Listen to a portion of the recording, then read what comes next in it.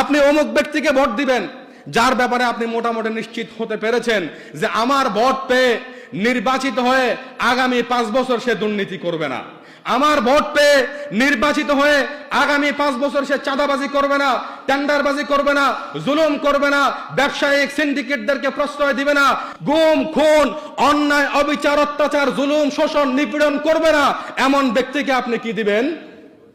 কথা বলেন না কেন, কি দিবেন?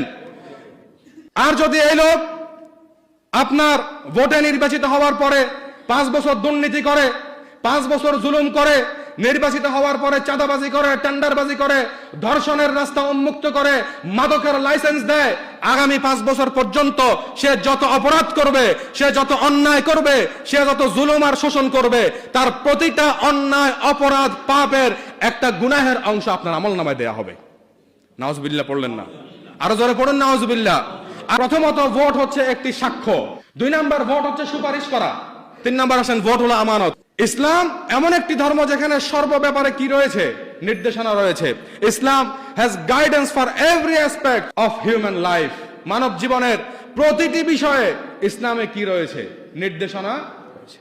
যেহেতু ইসলাম প্রতিটি ব্যাপারে গাইডলাইন্স দিয়েছে, নীতিমালা দিয়েছে, দিক নির্দেশনা দিয়েছে, আগামী 12 ফেব্রুয়ারি 2026 নির্বাচনে আমার আপনার জীবনের অবিচ্ছেদ্য অংশ হলো ভোট। আপনি কাকে ভোট দিবেন?